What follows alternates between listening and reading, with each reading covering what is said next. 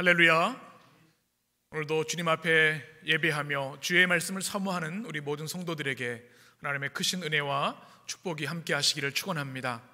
지난 한 주간도 무더위 때문에 또 코로나19 때문에 여러 가지로 힘들고 어려우셨을 텐데 오늘 주일의 은혜를 통해서 하나님께서 지친 영혼, 지친 몸을 회복시켜 주시고 또 하늘의 은혜로 충만히 채워주시기를 간절히 축원합니다. 사랑하는 성도 여러분, 요즘 여러분은 무엇을 꿈꾸고 살아가고 계십니까? 목사님, 코로나19 때문에 힘들어 죽겠는데 무슨 꿈을 꾸나요? 하루하루 그냥 그럭저럭 살아갑니다. 아마 그렇게 대답하실지 모르겠습니다. 맞습니다. 참 힘든 시기를 우리가 지내고 있습니다. 이제까지 경험하지 못했던 일이기 때문에 우리 경제적인 뿐만 아니라 우리 삶의 모든 부분이 큰 어려움을 가지고 있습니다. 그런데요, 그러하기 때문에 우리는 더욱더 꿈을 꾸어야 합니다. 가장 힘들고 어려울 때 우리에게 더 선명하고 강렬한 꿈이 필요하다는 것입니다. 특별히 하나님의 백성들은 그렇습니다. 하나님을 믿고 섬기는 백성들은 이 세상을 넘어 보이는 세계를 넘어 주시는 꿈을 가진 사람들이기 때문에 이 어려운 순간, 절망의 순간, 고통의 순간 더욱더 뜨거운 꿈을 가지고 있어야 합니다. 이것이 어쩌면 이 시대를 살아가는 그리스도인들의 소명일지 모르겠습니다. 성경에 보면 어려운 시대에 꿈을 꿨던 사람들의 얘기로 가득합니다. 아브라함을 기억하시죠? 우상의 도시, 아버지가 우상을 만드는 사람이었지 않습니까? 그러나 갈대아와 우를 떠나서 하나님이 약속하신 약속의 땅으로 나아갔습니다. 그리고 그는 열국의 아비, 믿음의 조상이 되었습니다. 야곱도, 이삭도 마찬가지죠. 끊임없이 우물을 팠지만 많은 이들이 그의 우물을 다시 빼앗았습니다. 그럼에도 불구하고 새로 주실 하나님의 축복을 기대하면서 꿈꾸며 나아가 있을 때 주님께서 르호봇의 축복을 주셨습니다. 지경을 넓혀 주셨습니다. 야곱도 마찬가지입니다. 사기꾼, 도망자, 그렇게 낙인 찍혔던 그가 베델에서 꿈을 꾸고 주님을 만납니다. 야복 강가에서 하나님을 만나게 돼서 씨름을 하게 되고 그곳에서 이스라엘이라고 하는 영광스러운 이름을 얻습니다. 예언자들, 선지자들은 어떻습니까? 타락한 시대, 절망의 시대를 향해서 하나님의 심판을 선포했지만 또 이와 함께 주님께 돌아오기만 하면 놀라운 회복과 축복이 있음을 선포했습니다. 우리가 성령 강림 절기를 맞고 있는데 성령 강림 사건도 마찬가지입니다. 예수님이 십자가에 죽으셨을 때 얼마나 낙심했습니까? 이제 다 끝났구나. 그러나 주님은 약속하신 대로 성령을 보내주셔서 성령 충만케 하셨는데요, 그때 주신 축복이 뭐냐 하면 다시 꿈꾸게 하신 것이었습니다. 사도행전 2장 17절 말씀 우리 같이 읽겠습니다. 하나님이 말씀하시기를 말세에 내가 내 영을 모든 육체에 부어주리니 너희 자녀들은 예언할 것이요 너희의 젊은이들은 환상을 보며 너희 늙은이들은 꿈을 꾸리라. 아멘.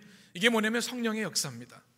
참 힘들고 한숨 짓게 되고 한탄하는 이 시대인데요, 그러나 성령이 임한 사람들은 이 어려운 시대에도 하나님이 이루실 꿈을 꾸는 사람들이 되어야 하는 줄 믿습니다. 꿈꿀 수 없는 시대, 꿈을 꾸는 공동체, 바로 그것이 교회입니다. 교회에 꿈이 있어야 합니다. 꿈을 잃어버린 순간 교회는 타락하기 시작하고 영적인 생명력을 잃어버립니다. 성령의 공동체, 선교를 꿈꾸고 주님의 나라를 꿈꾸는 공동체가 되어야 되는 거죠. 참 감사한 것은 저는 우리 교회 그 슬로건, 표어가 참 좋습니다. 아주 심플하지만 강력하죠. 우리 표어가 뭡니까? 거룩한 꿈, 행복한 교회입니다. 이 성경의 복음을 다 담아놓은 것이라고 저는 생각을 합니다. 교회는 무슨 꿈을 꿔야 돼요? 거룩한 꿈을 꿔야 됩니다. 그게 살아있는 교회입니다.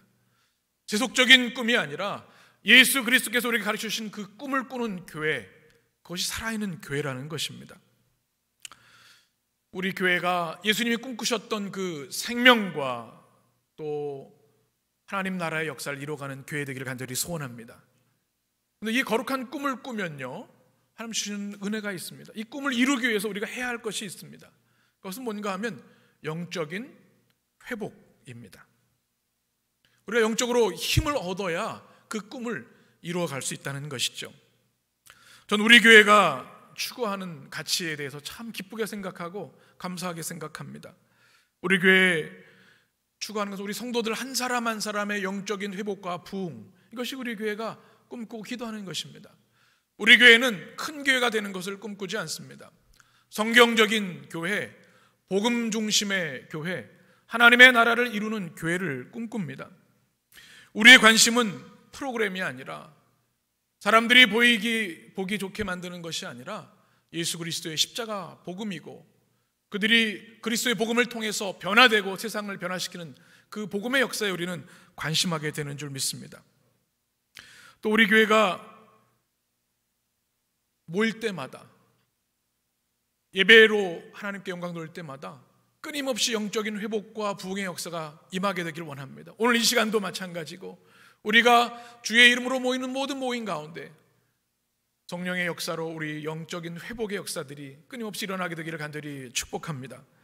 교회는 보이지 않는 것과 씨름하는 공동체입니다. 영적인 세계의 눈을 열고 상처 입고 길 잃은 영혼들에게 집중하는 것, 그런 부흥이 우리 교회 가운데 있게 되기를 원합니다. 저는 우리 교회가 하나님이 기뻐하시면 언제든지 얼마든지 수적으로도 부흥시켜 주시라는 확신이 있습니다. 그런데 더 중요한 것은 바로 지금 주님을 믿고 따르는 우리들의 영적인 능력, 영적인 수준, 믿음의 인격이 준비되어 있는가, 이것이 중요하다는 것입니다. 명목상 크리스천들이 아니라 진짜 크리스천들, 영적인 거인들이 가득 차 있는 교회. 그래서 교회는 날마다 영적인 사건이 일어나고 영적인 부흥을 경험할 수 있는 곳이어야 됩니다. 그런 은혜가 우리 가운데 있게 되기를 원합니다. 그러면 우리가 어떻게 그런 영적인 부흥과 회복을 경험할 수 있을까요? 오늘 느헤미야서 8장은 그 놀라운 비밀을 우리에게 보여주고 있습니다. 공동체 안에 어떻게 영적인 회복이 시작되고 영적인 부흥이 불일듯 일어날 수 있는가? 이스라엘 백성들의 평생 소원은 예루살렘의 회복이었습니다. 하나님의 도성, 주님의 예루살렘 성전이 있는 그곳, 그런데 바벨론 포로로 인하여서 그것을 떠나와야 했습니다. 고레스 칙령으로 예루살렘에 귀환하긴 했지만 성전이 불타고 성벽이 무너져 있었습니다. 그러나 하나님께서 스룹바벨, 에스라, 느헤미야를 통해서 성전을 다시 회복해 하시고 52일 만에 성벽을 재건하게 하셨습니다. 얼마나 감격스러웠을까요? 그들의 꿈이 이루어진 겁니다. 그런데 오늘 성경에서 우리가 보게 되는 것은 더 중요한 것이 남아있는 것이죠. 그것은 뭔가 하면 그들의 영적인 회복입니다. 눈에 보이는 가시적인 것들은 성전도 성벽도 재건되었는데 이스라엘 백성들의 영적인 상태는 아직도 병들어 있고 무너져 있었기 때문에 가장 시급한 것이 뭔가, 그들의 영혼이 다시 힘을 얻고 회복되는 것이었습니다. 느헤미야 13장 우리가 앞으로 이제 볼 텐데요. 그리고 말라기에 보면 이 시대 상을 그대로 적나라하게 보여주고 있습니다. 성전이 더러워져 있었습니다. 안식일을 제대로 지키지 않았고 유대인의 공동체를, 믿음의 순성을 지켜야 했던 결혼제도가 제대로 지켜지지 않고 있었습니다. 또 제사장들은 자기 직무에 실증을 내기 시작했고 예배 드리는 것이 귀찮아서 형식적이 되었습니다. 주님께 드리는 제물에 흠이 있는 것들을 드리게 되었습니다. 백성들은 안식일을 무시하고 버젓이 장사를 했습니다. 하나님 앞에 11조를 드리지 않았고 그로 인해서 제사장들, 레위인들은 자신의 제사장의 직무를 떠날 수밖에 없었습니다. 이 영적인 침체, 무너짐을 통해서 영적으로, 도덕적으로 순식간에 무너지기 시작했고 하나님께서 차라리 성전문을 내가 닫아버리는 것이 낫겠다, 주님이 진노하셨습니다. 이런 모습을 보면서, 영적으로 무너진 모습을 보면서 이 시대를 생각해 봅니다. 이 시대는 어떠한가? 나의 영적인 상태는 지금 어떠한가? 우리 인생과 이 시대의 가장 큰 위기는 경제적인 위기도 아니고 정치적인 위기도 아니고 관계의 위기도 아닙니다. 가장 큰 위기는 영적인 위기인 줄 믿습니다. 영적으로 무너지면 모든 것이 무너지기 때문에. 고든 맥도날드라고 하는 목사님의 내면 세계 질서와 영적 성장이라는 책이 있습니다. 제가 이제 앞으로 온라인으로 책 나눔을 하면 가장 먼저 읽고 싶은 책입니다. 참 좋은 책인데, 이 책에 보면 2013년 미국 플로리다에 있었던 사건을 소개합니다. 다음 사진을 보시면요, 어느 날 갑자기 주택가 도로변에 싱크홀이 생겼습니다. 이거 함몰 웅덩이라고 하죠. 어느 순간 이 거대한 구멍이 생기면서 집이 무너지고 사람들이 빨려 들어갑니다. 얼마나 큰 공포가 되었는지 사람들은 두려워 떨게 되었죠. 겉으로 보기에는 화려한 건물들이 있었고 잘 지나고 있었는데 왜 이런 일이 일어났는가? 보이지 않는 땅 밑이 비어 있었기 때문입니다. 땅 아래 공간이 고갈되고 무너졌기 때문에 이 모든 것이 무너져 버린 거죠. 고든 맥도날드는 이 시대를 영적으로 이렇게 진단을 합니다. 겉으로는 화려하고 겉으로는 멋있는 삶을 사는 것 같지만 보이지 않는 영적인 세계가 붕괴된 사람들의 모습이 이와 다르지 않다는 겁니다. 여러분은 어떠십니까? 여러분의 영적인 상태는 어떠하십니까? 오늘 우리는 말씀 앞에서 이것을 진단해야 할 줄 믿습니다. 영적인 무너짐이 얼마나 무서운 것인지를 우리는 알고 경계해야 할 것입니다. 지금 이스라엘 백성들의 모습이 그러하다는 겁니다. 성전을 회복하고 성벽을 다 재건했는데 영적 싱크홀처럼 그 백성들의 영적인 상태가 무너져 있는 겁니다. 그런데 이 모든 상황을 완전히 역전시키는 사건이 오늘 1절에 기록되어 있습니다. 우리 같이 읽겠습니다. 이스라엘 자손이 자기들의 성읍에 거주하였더니 7째 달에 이르러 모든 백성이 일제히 수문학 광장에 모여 학사 에스라에게 여호와께서 이스라엘에게 명령하신 모세의 율법책을 가져오기를 청하매. 아멘. 이 모습은 이전에 볼 수 없었던 모습입니다. 느헤미야 1장부터 7장까지는 볼 수 없었던 모습입니다. 늘 수동적이고 끌려다니던 백성들이 누가 시킨 것도 아닌데 모여들기 시작합니다. 그것도 구름대같이 말이죠. 그리고 이것을 인해서 느헤미야 1장부터 7장, 8장부터 13장까지 완전한 영적인 전환점이 됩니다. 기념비적인 사건이 되는 것이죠. 저는 우리 성도들에게도 참 코로나19로 인한 어려움을 지나고 있는 시대이지만 우리 영적으로는 영적인 전환점이 되는 시기가 되길 원합니다. 하나님 앞에 우리의 영적인 상태를 점검하고 우리의 영혼이 다시 무너짐에서 회복과 재건이 되어야 한다는 것입니다. 우리 인생이 완전히 새로워질 수 있는 변화의 계기가 되어야 한다는 거죠. 어떻게 우리가 영적인 회복과 부흥을 이룰 수 있는가? 한번 따라해 보겠습니다. 영적인 갈급함이 있어야 합니다. 이 무너진 걸 보고서 이대로는 안 되겠다. 내가 달라져야겠다. 내가 일어서야겠다. 이런 갈급함, 하나님의 도우심이 없으면 내가 다시 살 수 없음을 고백하는 갈급함이 있어야 된다는 겁니다.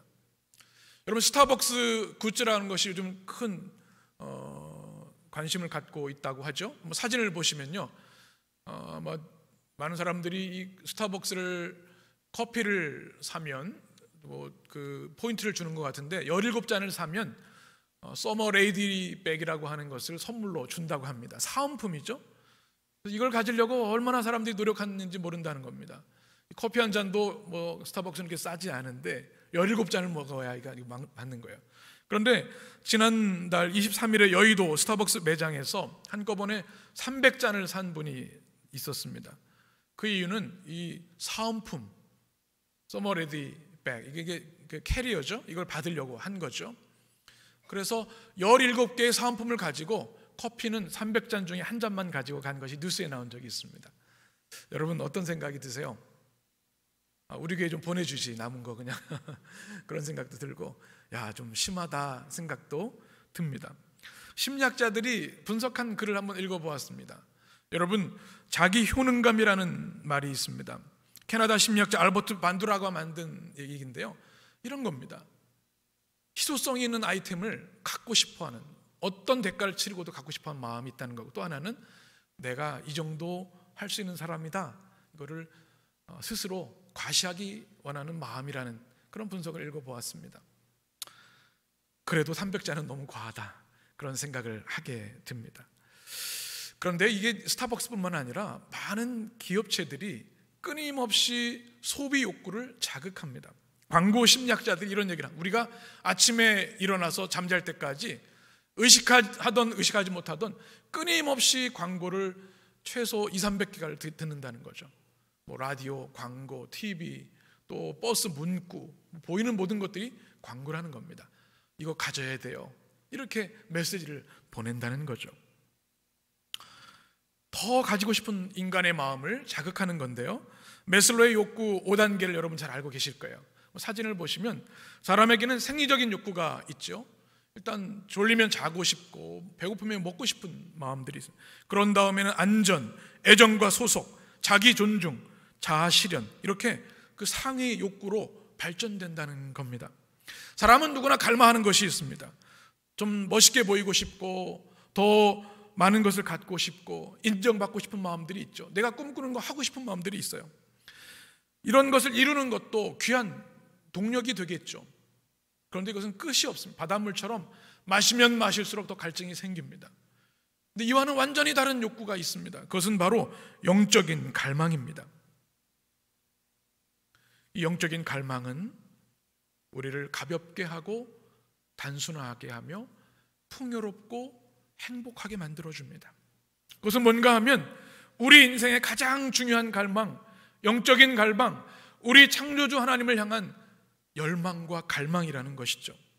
하나님은 사람을 창조하시고 생명, 루아흐를 우리에게 불어넣어 주셨습니다. 우린 영적인 존재라는 겁니다.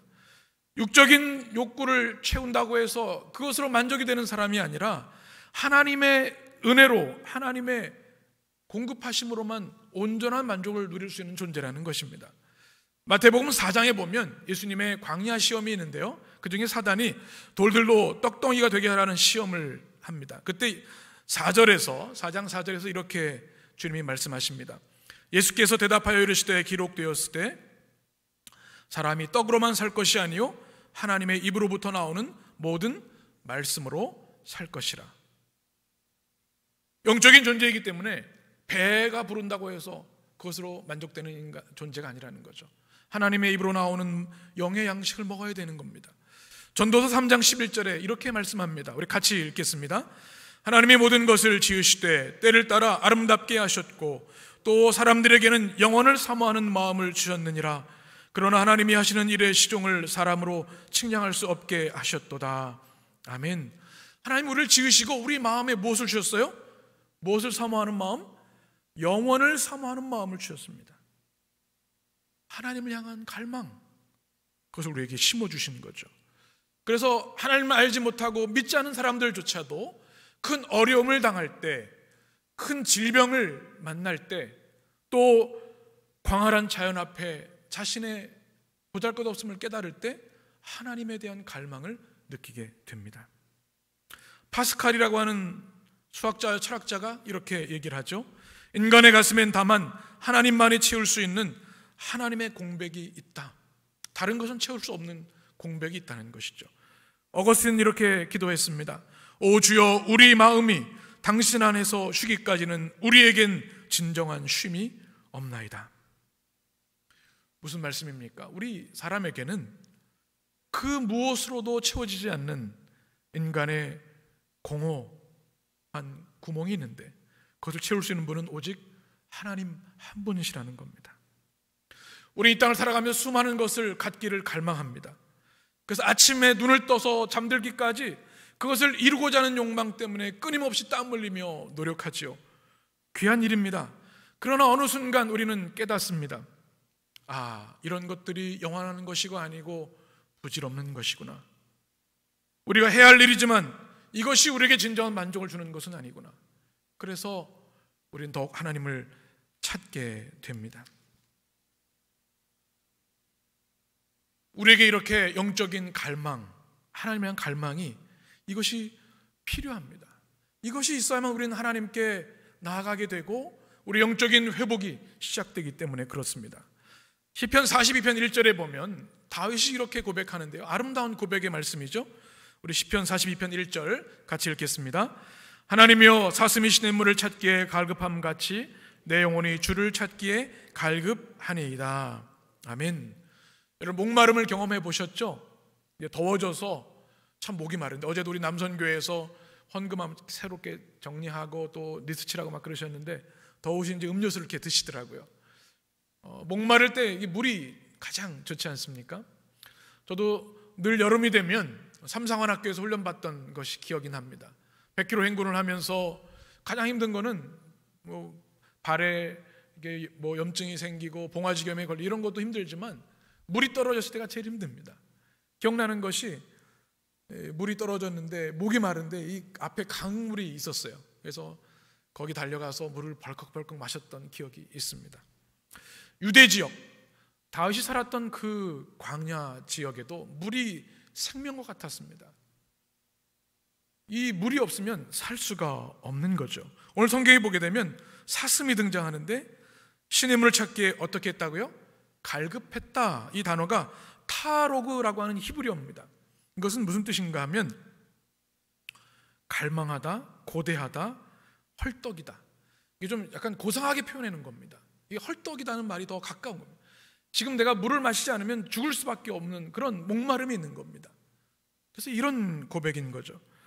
목말라 고통스러워서 살기 위해서 필사적으로 물을 찾는 사슴과 같이 내가 주님을 찾기에 갈급합니다. 이것이 다윗의 고백인 겁니다. 그는 절대 군주였고 모든 것을 가진 왕이었습니다. 그러나 그의 갈망은 더 큰 권력, 부, 명예가 아니라 살아계신 하나님의 임재와 영광, 그것을 그는 갈망했습니다. 이렇게 고백하는 거죠. 사슴이 물 없이 살 수 없는 것처럼, 하나님, 저는 하나님 없이 살 수 없습니다. 주님을 갈망합니다. 이것이 다윗의 고백인 겁니다. 여러분, 이 고백이 여러분의 고백이 되시길 간절히 축원합니다. 영적인 회복을, 부흥을 우리가 원하는데요, 하나님 그렇게 되길 원합니다. 이를 위해 우리에게 다윗과 같은 영적인 목마름, 갈급함을 회복시켜 주옵소서. 느헤미야 8장이 바로 이런 전환점에 서 있는데, 그것은 갈급함이었습니다. 백성들의 심령에 하나님을 향한 갈급함으로 그 영적인 탄식들이 터져 나왔습니다. 느헤미야 1장부터 7장까지 보게 되면 포로 생활 가운데 잊었던 하나님을 그들이 조금씩 맛보기 시작합니다. 느헤미야가 수산궁에서 금식하며 기도했던, 꿈을 이루셨던 하나님을 그들은 경험했습니다. 아닥사스다 왕이 보내주어서 52일 만에 수많은 적들의 공격을 이겨내고 불가능한 상황 가운데 성벽을 재건했습니다. 이 모든 과정을 보면서, 우리 창조주 하나님, 아브라함, 이삭, 야곱의 하나님, 그 하나님이 지금도 우리를 사랑하시고 우리 이렇게 돕고 계시구나. 이제 성벽을 재건했으니 그 하나님 더 알기를 원하고, 그 하나님과 더 친밀히 교제하길 원하고, 그 하나님의 임재 안에 거하길 원하는 갈망이 그들에게 샘솟게 된 것입니다. 오늘 1절에 보면 누가 모였다고 말하고 있습니까? 7째 달에 그들이 모였는데요, 모든 백성이 모였다고 말씀합니다. 예외가 없었다는 겁니다. 당시 어떤 집회 또 예배에는 여성이나 아이들은 주로 모이지 않는 경우들이 있었는데요, 오늘 성경에는 누구도 예외 없이 다 모여들기 시작했습니다. 7째 달, 우리가 다음 주에 7째 달의 의미는 같이 나눌 텐데요, 한 사람도 예외 없이 다 모였다는 겁니다. 왜 그렇습니까? 어린이나 어른이나 누구나 다 하나님의 갈망으로 뜨거웠다는 사실입니다. 저는 이 말씀이 참 도전이 되고 은혜가 되었습니다. 우리 한 사람 한 사람이 영적으로 회복되기를 원한다면 누구도 예외 없이 우리에게도 영적인 갈망이 있어야 할 때는 줄 믿습니다. 신앙생활의 시작은 우리의 신앙의 연조에 있지 않습니다. 우리가 얼마나 정직하게 하나님의 임재 앞에 단독자로 서는가가 중요합니다. 그 누구도 우리를 대신해 줄 수 없기 때문에 하나님을 향한 갈망을 가지고 우리 자신이 나가야 된다는 거죠. 오늘 말씀 보게 되면 그들이 모인 장소를 우리에게 소개하고 있습니다. 어디에 모였습니까? 수문 앞 광장입니다. 왜 그랬을까요? 보통 성전에 모이는데요, 그 성전이 다 그 사람들을 수용할 수가 없는 겁니다. 모든 백성이 모여들었기 때문에 그 성전 안에서 모일 수가 없었습니다. 참 귀한 역사이지 않습니까? 하나님을 향한 열망이 물리적인 공간을 뛰어넘는 이 공동체를 보면서 감동이 되었습니다. 우리 교회가 그렇게 되길 원합니다. 하나님을 향한 뜨거운 마음 때문에 우리가 공간을 넘어서 사모하는 심령들이 주님 앞에 모여드는 교회, 그 교회의 꿈이 우리의 교회의 꿈이 되기를 소원합니다. 또 오늘 말씀 보게 되면 이 수문이라는 것이 중요한 영적인 의미가 있습니다. 수문은 말 그대로 워터 게이트입니다. 물을 나르는 문입니다. 문들이 많이 있었거든요. 광장도 많이 있었고, 왜 그 많은 것 중에 수문 앞 광장인가? 이 수문은요, 이제 우리가 다음 주에 나누겠지만 초막절을 시작할 때 수문에서 물을 가져다가 붓는 것으로 이 축제가 시작되는데요, 이 수문이 굉장히 중요합니다. 예루살렘 성 밖에 있는 데서 물을 성 안으로 들여오는 겁니다. 생명수 같은 것을 공급하는 것이죠. 그런데 여기서 말하는 이 초막절에 수문 앞에서 물을 붓는 것은 뭘 상징하냐면 성령을 의미합니다. 성령의 부으심과 성령의 흘러내림이 있는 곳이 어디예요? 수문 앞 광장입니다. 이제 성벽 재건 52일 만에 해내서 위대한 위협을 해냈지만 이제는 그들의 영혼이 회복되고 살아나기 위해서 성령의 생명수가 그들에게 쏟아부어 줄 것을 우리에게 말씀해 주고 있는 것이죠. 저는 우리 해림교회가 수문 앞 광장이 되기를 원합니다. 우리 목마름과 갈급함을 성령의 생수로 채워주시는 그런 교회 되기를 간절히 원합니다. 그럼 오늘 성경에 보면 또 주목할 것이 그들이 어떻게 모였습니까? 1절에 보면 일제히 모였다 성경이 기록하고 있습니다. 영어로는 as one man, 한 사람처럼 케이드 에하드라고 하는 단어로 쓰여져 있습니다. 다 생각도 다르고 가문도 다르죠. 우리가 7장에 나눈 말씀처럼 얼마나 다른 가문들이 많아요. 배경과 환경과 생각이 다 달라요. 그런데 하나님 앞에 모이는 갈망에서만큼은 한 마음이었습니다. 일제히 일사불란하게 한 사람처럼 수만 명이 주님 앞에 모여든 것이죠. 또 뿐만 아니라 자발적으로 모여들었습니다. 누가 명령한 것이, 느헤미야 총독이 다 집합해, 이것이 아니었습니다. 누구도 시키지 않았는데 한 사람 한 사람이 가슴에 하나님을 향한 뜨거운 갈망, 뜨거운 불을 가지고 모여들기 시작한 겁니다. 얼마나 감동적인 장면입니까? 저는 우리 교회에 이런 역사가 있게 되기를 간절히 원합니다. 우리 교회가 봉사하고 헌신하는 교회가 되기를 원하는데요, 누가 시켜서 체면 때문에 해서는 안 되겠죠. 우리 마음이 움직여서 주님을 위해 이게 하고 싶어서 자발적인 마음들이 필요한 겁니다. 저는 헌금의 철학과 영성이 있습니다. 우리 교회 성도들의 헌금에 저는 눈물과 감동과 기적이 있기를 원합니다. 억지로 마지못해 체면치레로 하는 것이 아니라 하나님 앞에 드리고 싶은 마음, 그 희생에 있어서 눈물과 감동과 헌금을 통한 주님의 기적의 역사들이 우리 교회에 경험되기를 원합니다. 그래서 우리 교회는 예배 중에 헌금 바구니를 돌리지 않습니다. 봉헌 기도 시간에 봉헌자들의 이름을 호명하지 않습니다. 왜요? 자발적으로 드리는 이 아름다운 헌금, 그 기쁨을 빼앗지 않기 위해서 그렇습니다. 예배도 마찬가지입니다. 누가 나아오게 해서 체면 때문이 아니죠. 우리 안에 우러나오는, 샘솟듯 나오는 거룩한 열망 때문에 자발적으로 기쁨으로 헌신하며 예배하는 우리 공동체가 되어야 될 줄 믿습니다. 모이되 영적인 갈망으로 구름대같이 모이는 교회, 성령의 감동으로 모이는 교회, 은혜를 사모하기에 모이지 않고는 견딜 수 없는 심령들이 모이는 교회가 되기를 원합니다. 바로 이스라엘 백성들의 마음이 그러했습니다.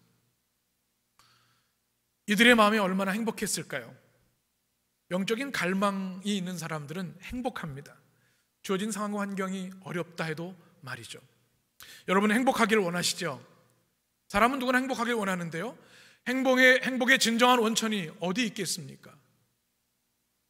물론 기본적인 여러 가지 필요들이 채워져야 될 텐데요, 더 중요한 것이 있습니다. 진정한 행복은 하나님 안에만 존재한다는 것입니다. 영적인 행복이 있을 때 진정으로 행복할 수 있다는 거죠. 제가 지난주에 존 웨슬리 목사님의 금원들을 모아놓은 책인데요, 웨슬리의 행복론이라는 책을 읽었습니다. 우리 웨슬리 유명한 학자인 김진두 교수님, 우리 감신대 총장을 지내기도 했던 분이신데요, 그분이 웨슬리의 행복론을 이렇게 소개합니다. 기독교 신앙은 행복이다. 성경적 구원은 그리스도 안에서 참되고 영원한 행복을 얻는 것이다. 또 이렇게 말합니다. 사랑에 관하여라고 하는 설교에서 참된 행복은 하나님 안에 있다. 하나님이 모든 참되고 영원한 행복의 유일한 원천이기 때문이다. 이러므로 모든 피조물이 추구해야 할 최선의 목적은 하나님 안에서의 행복이다. 또 이렇게 말합니다. 행복은 하나뿐이다. 그것은 인간을 지으신 창조주 하나님과 연합하는 것이다. 인간이 추구할 한 가지 목표는 시간 속에서나 영원에서나 창조주 하나님을 영화롭게 하고 즐거워하는 것이다. 여러분, 아멘이시죠? 진정한 행복은 하나님 안에서만 나오는 거죠. 그래서 우리는 하나님 안에 있을 때, 그리스도의 십자가의 은혜 아래에 있을 때 참된 행복을 경험합니다. 제가 우리 교회를 위해서 성도를 위해 기도할 때마다 늘 빼놓지 않고 하는 기도가 있습니다. 하나님, 우리 성도들 행복하게 해주십시오. 이 땅에 어려움들이 있죠. 질병의 아픔도 있고 경제적인 어려움도 있고 관계나 여러 가지 환경의 어려움들이 많이 있어요. 그럼에도 불구하고 하나님, 세상이 주는 것이 아니라 하나님이 주시는 진정한 행복을 누리며 살게 하여 주시옵소서. 그리고 그들의 영혼에 성령의 불을 붙여주셔서 주님 거룩한 갈망, 영적인 목마름, 사모함이 있게 하여 주시옵소서. 어려운 시대를 우리는 살아가고 있습니다. 코로나19가 장기화되고 있어서 참 답답하고 힘든 상황입니다. 어떻게 우리가 이것을 이겨낼 수 있을까요? 우리가 오직 하나님의 영을 구하고 성령 충만해야 될 줄 믿습니다. 우리 힘으로는 할 수 없지만 성령이 우리 가운데 임재하시면 능히 이기고도 남음이 있는 줄 믿습니다. 스가랴 4장 6절에 이렇게 말씀합니다. 우리 같이 읽겠습니다. 그가 내게 대답하여 이르되 여호와께서 스룹바벨에게 하신 말씀이 이러하니라. 만군의 여호와께서 말씀하시되 이는 힘으로 되지 아니하며 능력으로 되지 아니하며 오직 나의 영으로 되느니라. 아멘. 힘으로 되지 않고 능력으로 되지 않습니다. 무엇으로요? 오직 하나님의 영으로 되는 줄 믿습니다. 이 성령의 충만함을 받기 위해서 우리에게 갈급함이 있어야 되겠습니다. 그것을 가지고 주님께 나가야 되겠죠. 영적 갈급함만이 성령 충만을 구하게 되고 그러할 때 성령 충만을 우리에게 부어주시기 때문입니다. 제가 늘 좋아하는 사진이 한 장 있습니다. 케냐, 탄자니아 지역에 걸쳐있는 세렝게티 국립공원의 사진인데요, 이 광대한 이 공원에는 매년 4월 건기가 되면 누, 얼룩말, 가젤들이, 이 초식동물들이 대이동을 합니다. 한 1000km 정도. 그리고 그 뒤를 따른 육식동물들이 그 초식동물들을 따라가는 겁니다. 이 웅장한 장면들 생각하게 됩니다. 그들이, 이 30만 마리들이 어떻게 그 먼 거리를 무엇을 위해 달려가는 것일까요? 목마름 때문입니다. 물을 찾기 위해서, 살기 위해서 그런 것입니다. 저는 이 시대에 많은 영혼들이 그렇게 물을 찾아 헤맨다고 생각을 합니다. 그래서 돈을 찾고 또 권력을 찾고 육신의 쾌락을 쫓게 되겠죠. 그러나 우리의 행복과 구원의 원천은 오직 우리에게 생명수 샘물을 주시는 하나님 한 분이신 줄 믿습니다. 영적인 목마름과 갈급함, 이 놀라운 힘이 있습니다. 느헤미야 8장에 그들이 놀라운 회복과 부흥의 역사를 시작합니다.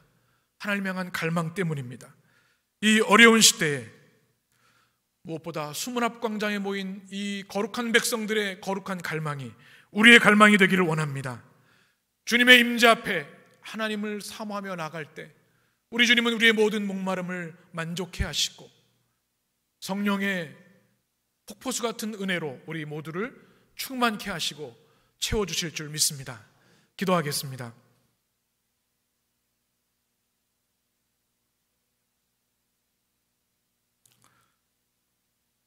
마음이 상한 자를 고치시는 주님, 하늘의 아버지 주관하소서. 주의 길로 인도하사 자유케 하소서. 새 일을 행하사 부흥케 하소서.